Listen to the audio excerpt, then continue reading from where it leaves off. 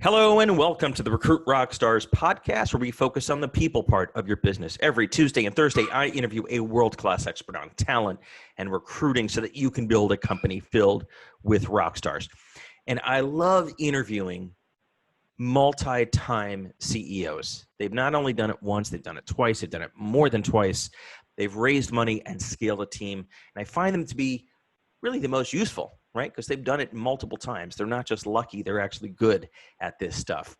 And over the next 20 minutes, I'm going to hear from Nick Desai. Now, let me tell you briefly about Nick. He is really committed to your health and to building a healthier population.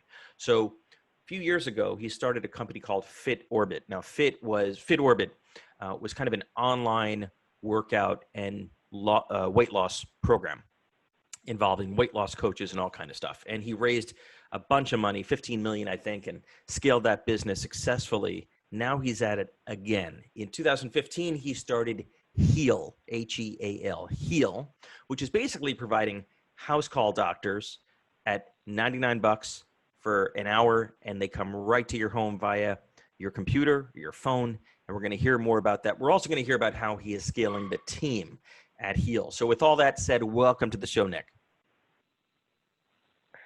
Great to be here. Excited to talk to you. Super to have you on. I know that you just raised a sizable round of venture capital, and I'm presuming part of that is to scale the team. So we'll get to that in just a minute. But why don't you give just 60 seconds on an overview of what Heal is all about and how it's perhaps different from other kinds of, telehealth, telemedicine options? Yeah, absolutely. So Heal is a doctor house call service. We deliver primary care to you at your home. And we do that because the home is the best place to deliver. It's not only the most convenient place to get care, right? And if the COVID pandemic is teaching us anything, is who wants to go to a doctor's office, right? Right. Nobody. And even if COVID is gone, today it's COVID, tomorrow it's measles, next day it's something else. Why do you want to sit in a germ-filled waiting room when the doctor can come to the convenience and comfort of your own home?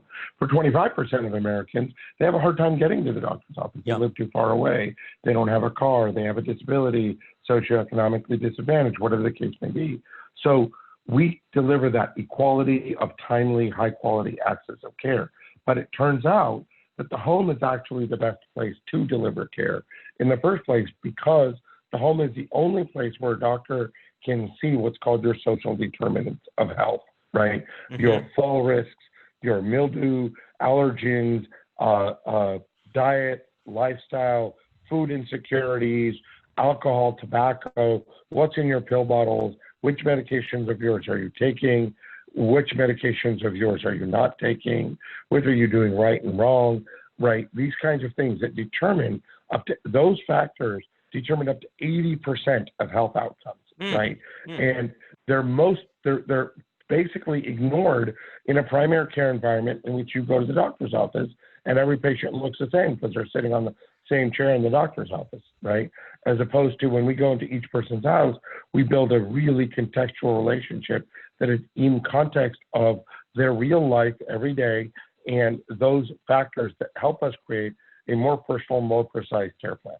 And I assume this is not for emergencies, obviously, and I assume it's probably not for my annual physical, which is more of a hands-on experience, unfortunately. But what would be a really good use case or a good example of when I would call Heal and meet with the doctor on my phone? So it is not for emergencies, but it absolutely is for your annual physical, right? In fact, that's one of the most important things we do. And doing your annual physical in your house is a fundamentally better annual physical, exactly for the reasons I just said, right? We're doing a checkup. I turned 50 a couple of months ago, and I actually had my annual physical in my house with my Heal doctor, right? Actually, I was in my backyard, and I didn't have to leave my backyard, and actually was on the phone much of the time. Yeah, okay, they had to draw blood, but we do all that stuff, right? In the privacy and comfort of your own home, so you don't have to do a lab.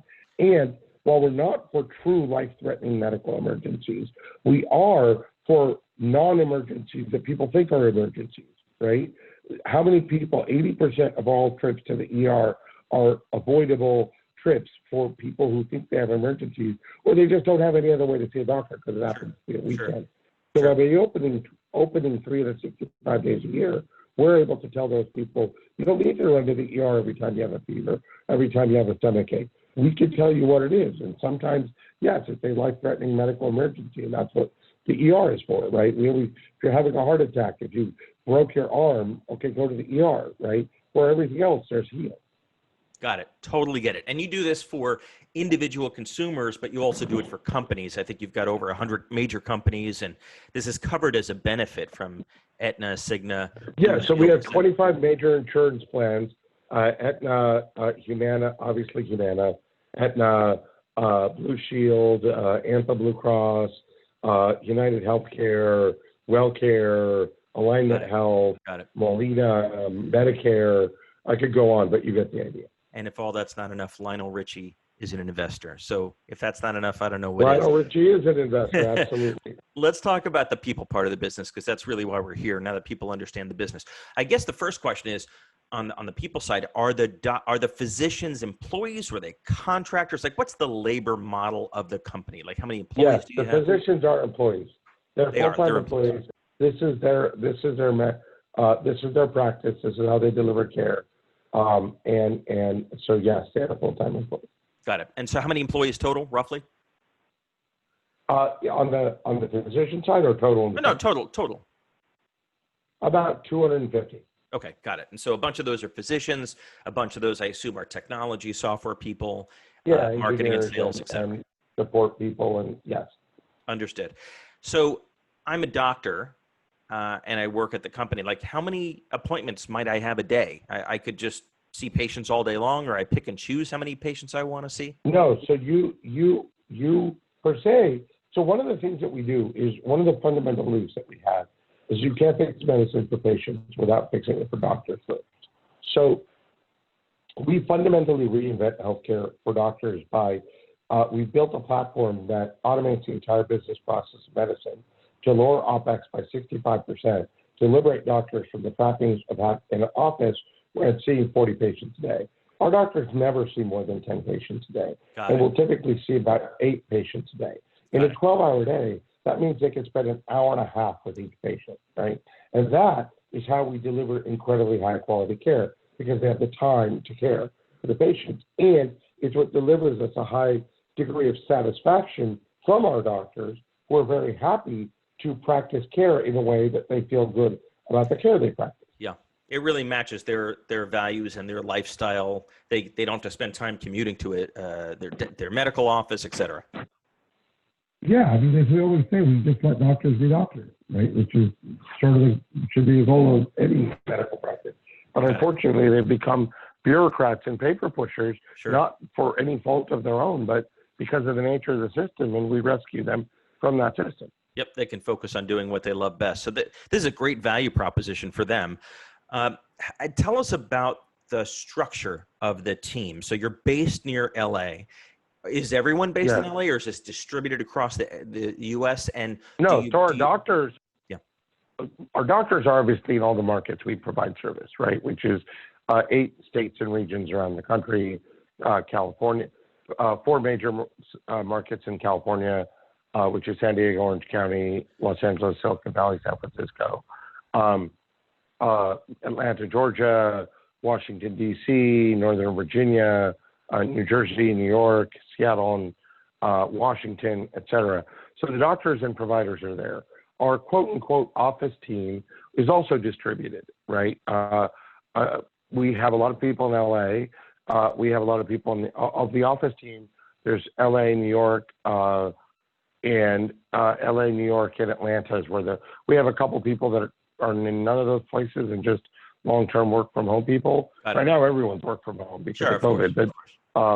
But mostly in those 3 places, Southern California. So LA, San Diego, Atlanta, Georgia, and New York. And why did you choose to structure this in kind of a state-by-state rollout? You said you cover 8 states, or is that required by law? No, it's not required by law. We want to expand and we want to grow, and we're just growing, a little bit at a time, right? So the more states we can get to, the more patients we can serve, and that's the plan. What have you learned about leading a remote workforce? You know, one of the common themes on this show recently since March is how to do that. How do you build a culture? How do you hire? How do you onboard people remotely? What can you share about some of the key things that you've learned to do since March anyway? So look, at the onset, you said, you know, you like to talk to serial entrepreneurs because, you know, you don't want it to be, it's not just about luck, right? There's more than luck. I will tell you the single most important factor in getting great people is good luck, right? You do all the interview and all the process. 5 companies in, I can tell you that, all the interview and all the process, and you pick someone who isn't a great fit for you or for them. And sometimes you go the other way, right? Yep. And you just have a gut feeling and you pick someone and they turn out to be great, right? But look, I think what is important beyond luck is the first and most important thing is being mission driven, right? Being a very mission driven company, doing something that A, people can relate to, and B, relate and connect to, but B, where you are evaluating people against their passion for that mission, right? Mm-hmm. In our case, you know, when people say, oh, what are the work hours, how hard we're going to work, this, that, I always say to them, and I'll come to the second part of this in a second, but I always say to them, the patient we see is the life we could save, literally. Yep. The patient we don't see is the life we could There's really no bigger literally. mission than that. Right. No, but the thing about healthcare is that everybody has a story that brings it very close to them. Oh, I had a mom and my mom couldn't get to the doctor on time. My uncle had this and the cancer wasn't detected early, or I had this and I wish the doctor could have helped me, or I have a kid, special needs kid, or my uncle, or everyone has that story, right? Healthcare is, you mentioned Lionel Richie. We have Lionel Richie and Jeb Bush and the executive chairman and former CEO of Qualcomm, the former executive chairman and CEO of Qualcomm, Paul Jacobs, is our chairman and founding investor. Whenever I talk about these people and I say, what people ask me sometimes, what draws these kinds of people to heal? And I said, because healthcare is a great equalizer. When Paul Jacobs' kids are sick, or when Lionel Richie's kids are sick, they're not multimillionaire or famous musicians. They're just like anyone else. They're worried parents. They're just like everybody else. Yeah. Right? And in that moment, the peace of mind we can provide. So by making sure that we're finding people that are truly driven by that mission, that are truly driven. We had a candidate recently who was evaluating a role between us and some company that was doing some email-related technology, right?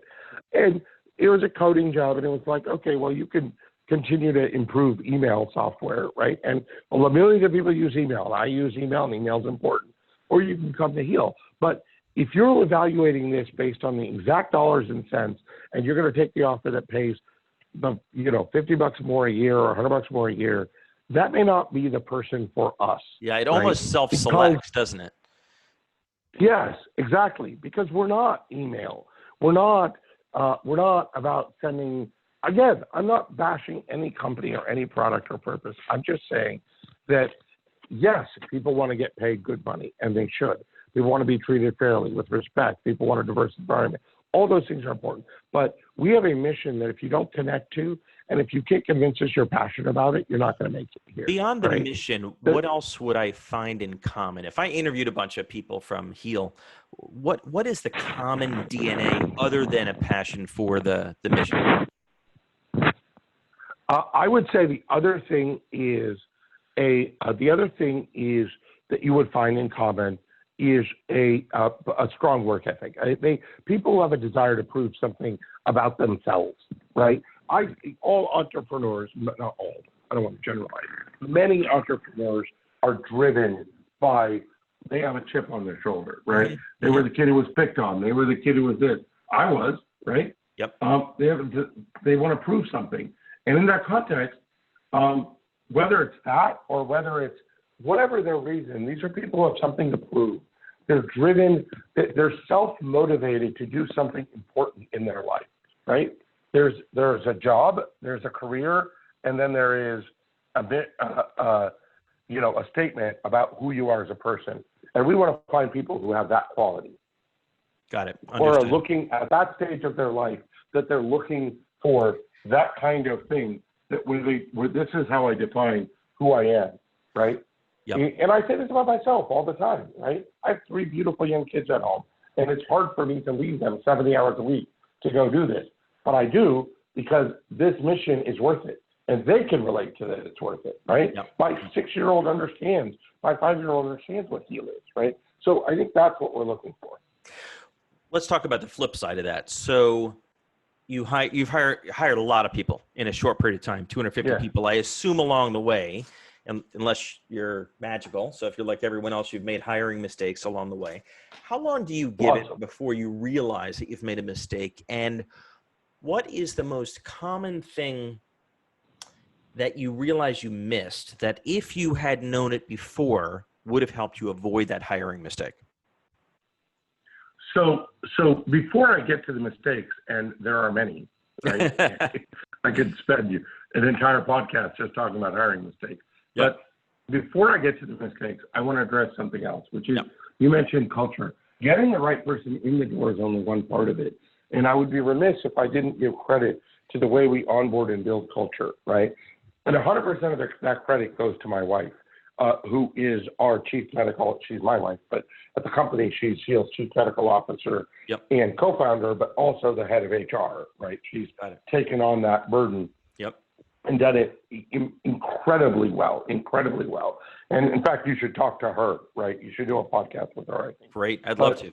She is the one that has built a culture of, first of all, a very diverse, open work environment that encourages people to say what they think and be themselves and grow, where they feel at home and welcome and, embraced by the company, but also a culture that's driven by performance and a fair sense of performance-based evaluation, so people know where they stand. And, when we make a mistake, people have the opportunity to correct it. It's not one and, we're not looking to cut people. We're looking to bring people along. And the way she onboards people, she's a team of HR people under her, but the way they onboard, the way they discipline, the way they address issues, everyone feels they may not like the outcome, but they feel treated fairly, right? That's a critical aspect, right? Is that people feel like that. Now, in terms of mistakes, I will say for me personally, the most important mistake I make is I'm so eager to get the role filled, I don't do enough due diligence upfront. Got it. Can you give an example without naming names or the position? What's an example that you can remember that there was something specific that if you had figured it out or uncovered it, it would have spared you that mistake? Well, I could tell you an example specifically of a marketing role that we've been looking to fill for some time. Yep. And looking at people and looking at their resume and going, oh, okay, they've worked at the right places and they've done the right kinds of jobs, so they must be good. So I'm going to pick the person, I'm going to spend a few minutes doing interviews, but basically I'm picking the person with the best resume. Yep. And so that's another example. I'll give you another example of a mistake I make, which is putting too much, and it's related, too much stock into the resume and the background and the education and the brand names of the companies, as opposed to what is this person specifically qualified and ready to do at this point in their life right now. Yeah. It's so easy to get excited and lured by great name schools and companies, but that doesn't really predict much, does it? It doesn't. Now, look, if you asked me as a trend, I would say, look, people with strong STEM educations, people with good educational backgrounds, and people who have shown upward mobility in their career have done so for a reason, and they tend to be qualified people. And, I think education's getting a bad rap in America right now, some for political reasons, which is unfortunate, but also companies are, we're not going to look at degrees or, this. We still do look at that stuff. It does matter. And education, if nothing else, proves that you have the ability to start and complete something, right? Yep. And that's important, right? And it means that you have social skills, right, to an extent, which interpersonal skills, which are important to working at a company that we're dealing, our product is people, which are doctors, and our customers are people, right? Everyone is people. We're not a B2B. We're not making widgets that we sell to a factory that puts the widgets in the bigger widget to turn something, right? Everything is human here. So, that's a factor. You mentioned due diligence, and maybe we'll leave with this topic. What advice would you give to listeners who really want to do their due diligence and have time to do their due diligence? What would you look for to determine whether it's the right person? What kind of due diligence do you mean? Yeah. So here's the best example I can give you for this. When I was single, my mother, we're from India, and my parents were putting a lot of pressure on me to get married. Yep. And my mom kept saying, you don't make a list. You don't marry a list. You marry a person, right? Yep. But in a job, you do make a list, and you have to make a list, right? And the list is what we call our hiring rubric. So we first talk about, before we even make a job description, we talk about what we want in the job description. Then we say, what are the qualities we want in this person to have? And we list them, but we will come out to be like 25 qualities, right? Yep. For each job. Then 6 people interview each person, score the person on 1 to 10 for each of those qualities, and we don't let our emotional, I really like this candidate, overcome the scoring system, right? The system is the system. And if that means we sometimes lose a great person that we don't hire, that's better than making a mistake on hiring somebody, because it's adverse to the culture. It adversely affects the culture if you have high turnover. It adversely affects the culture when people come and go. And there's a huge time and opportunity cost of making hiring mistakes. So you're really trying to keep it objective in a process that is so easy to be subjective. You're forcing a discipline on yourself and your team to make that list, make the scorecard, force rank people against the criteria, and keep looking if you don't find the right score. Yeah, and I'll say one last thing if you have a second. Please. Help first-time entrepreneurs. When I was a first-time entrepreneur, I read a lot of these books. There weren't podcasts then, right? I'm 50 years old, so it was 2.5 decades ago. There weren't podcasts, but I read all these books and advice, and people say do this and objective, and HR will do that. And what about when you're the one-person show?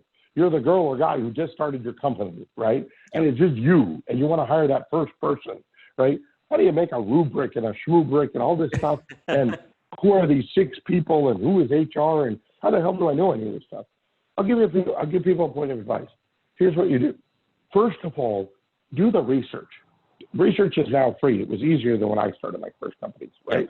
Yep. Go on Google and say, what are the qualities I should look for in a product manager? What does a product manager mean? Where should they work? Do that research and compile that. So learn about the position you're hiring. Second is, have people outside of your company who are willing to help you. Find a mentor, find an advisor, find an investor, find a parent, find a best friend, right? I often say this to people. And have that person say, is this, especially early on, you need that chemistry fit. Is this person going to sit in a small office and work with me all day? Yeah. Right? Have a best friend talk to them and they're going to come back and say, dude, you guys are going to kill each other. Or, you know what? This is the yin to your yang, right? My wife and I work extremely well together because we're not afraid to disagree. Because you know what I say? We're not going to fire each other, so we're not afraid to disagree. And she has very different viewpoints than I do. So find that person. Those first couple hires are going to set the tone for the company, that cult of personality, those first 3, 4, 5 people. So it's not, I don't have an HR department, but you do have a friend. You do have an advisor. You can email someone. You can, you know what I'm saying? Entrepreneurs are scrappy people. Find that person. Your first 10 people hire the next 100. Yes. Your first 10 people will decide if you're ever going to get to the next 100. That's right. Well, clearly you are doing something right, Nick. We appreciate you making the time and sharing your wisdom. How can people learn about Heal, make their first appointment to get their annual physical from home at the luxury of their sofa? How do we go about the first step? Just go to heal.com. Heal.com. Couldn't be any easier. And I'll say one last thing.